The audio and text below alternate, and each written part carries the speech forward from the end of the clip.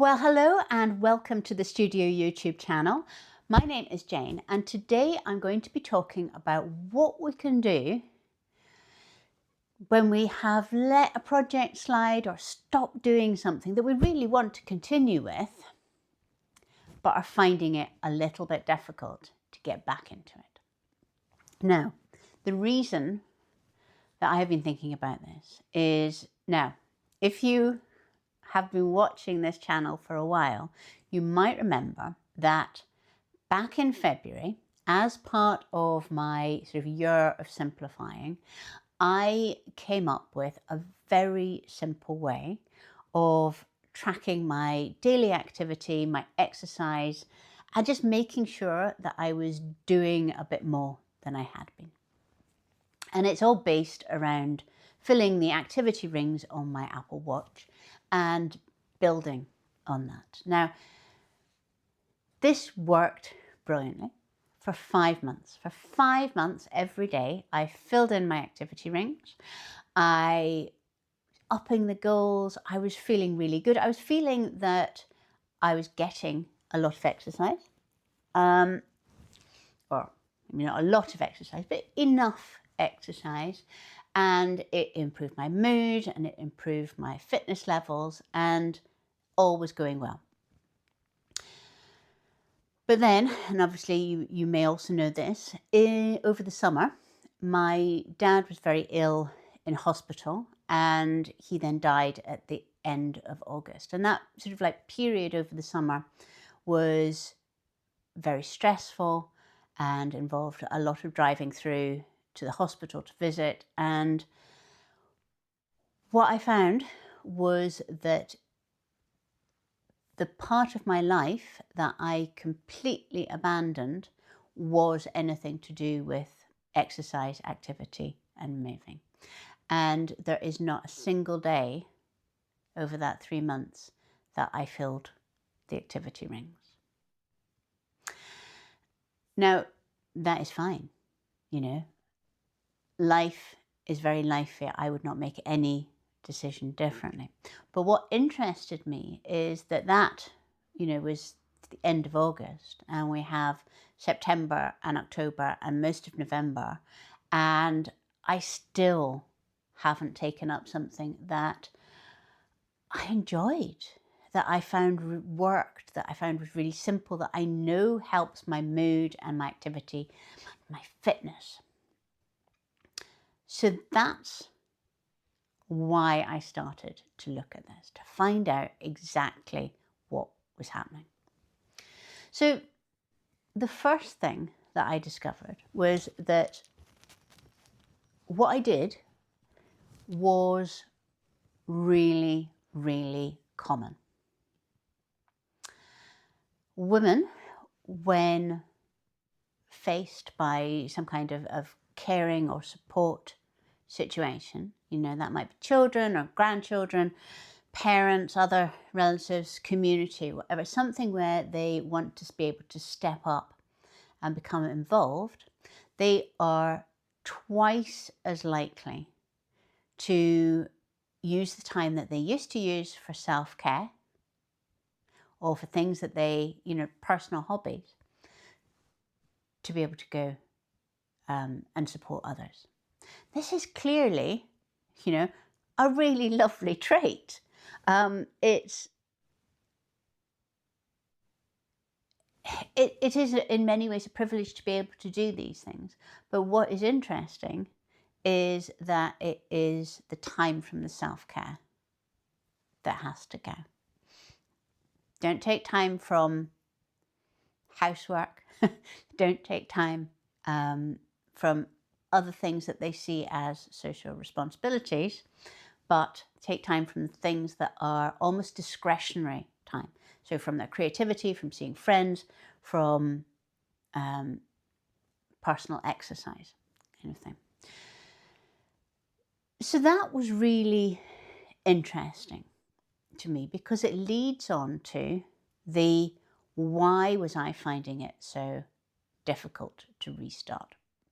And of course, at the bottom of most of these things is when you have a blockage like that, a resistance to starting something, a resistance to the energy of creation or activities or living, it's often shame and guilt that are at the bottom of it.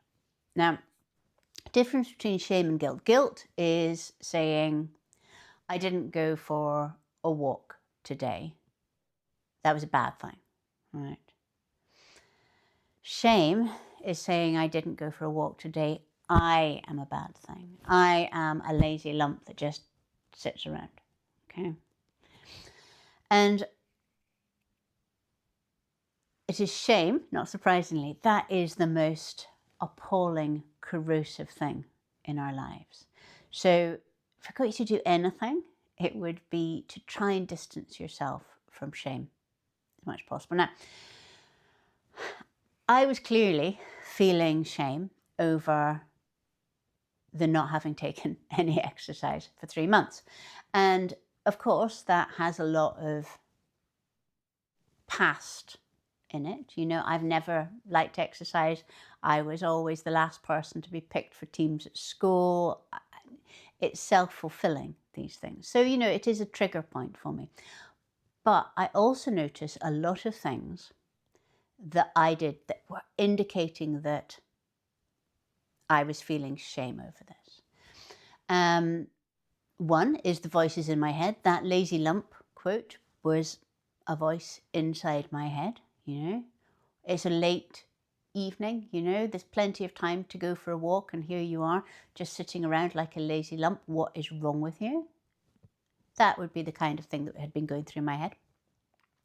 The second sort of more visible thing was that I took those activity rings off the front of my watch. So normally they're behind the clock face. And so I kind of have a feeling of, you know, how much I'd been moving during the day. But I hid them. And I hid them because I was ashamed of them. And every time I saw those activity rings not really moving very much, I felt bad. And therefore, I distanced myself from it. And I distanced myself from the possibility of restarting. Yeah? Because the longer that shame goes on, the more difficult it is to go back. Now, and it's very, very low lying, and it's not very obvious. And it's only because I'm going in there and picking away that I can say, ha ha, this is another problem with shame. So that actually makes it relatively straightforward to start again. So what am I going to do? Well, the first thing that I'm going to do is I am just going to say to myself, this is what happened. I did something for 5 months. Life came along. I stopped doing it. Now I'm in a position to pick it up again. No emotions, no shame. This is what happens. No, you know, oh, poor me. Just, this is what happens. This is what life is like. Second thing that I'm doing is I am starting afresh. I'm not trying to pick it up. I'm not going, right, I'm going to get back to my exercise. Instead, what I'm doing is I am starting afresh with the enthusiasm, the energy of a new thing. So I've reset everything. I've brought it back to my watch face. I chose a new watch face. It's all about just saying, right, this is it. We are back to it. Third thing, I have reset all of my goals, right? Because for me, the most important thing at the moment is to achieve those daily goals. The actual goals don't matter. You know, I'm not in training for anything. I just need to be able to tick them off, because it's that ticking off, that completing the rings, that gives me the energy, the boost, the I have done it feeling. Okay, and that is what I'm wanting. Now, this can be if you are wanting to get back to a creative project, for example, then you can just decide that you are doing it for a very small amount of time a day. And if you go over then that's fine, you know. I mean, if I go round and round the rings, that's fine, you know. Yay, go me. But I want you just to set goals that are really small, so you're always going to surpass them. Because you can always put them up later, you know. I can always increase my goals later, and I will feel a little bit of a kind of patting myself on the back when I do that. Next thing, tell somebody. Find a way of involving others. Now, some things, you know, that could be very obvious. You know, you might want to go and exercise with friends. You might want to tell people about something that you're making. You might just want to journal about it, but get it out of your head. Make it something that is not just you and your personal thing. Right? Just involve others, because even if your friends never mention it again, just you having told somebody that this is your aim, that this is what you're doing. No, it's not even an aim. This is what you are doing. Isn't this neat? Yeah, isn't this wonderful? Just the telling of somebody makes it much more likely that you will actually do it. So what am I doing? Well, I'm doing these things. I said, life happened. Wasn't I lucky to be able to be there with my family? Now I am going to be filling my activity rings. I reset the rings. I put them on the front of my watch. I am celebrating every day that I meet them. I am committing here to all of you that this is something that I am building into my life.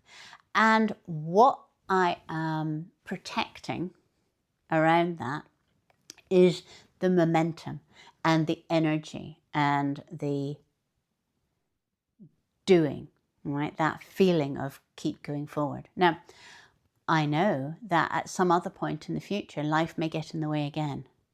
And really what I'm wanting from this experience is to get my restarting muscles more active, so that I don't feel that if I've fallen off whatever it is that I wanted to do, you know, and it could be healthy eating, it could be reading more, it could be writing something, anything that requires sort of like daily input over a long time. I want to be able to say, right, I stopped that for a while. Here I am starting it, without that guilt, without that shame creeping in and making everything so much more difficult. Now, I would love to hear if you have any suggestions on this restarting project, getting back to routines, beginning again. Leave them in the comments and I will read them there. And until next Friday, I'm now going to say bye-bye and I am off for a walk. Bye-bye.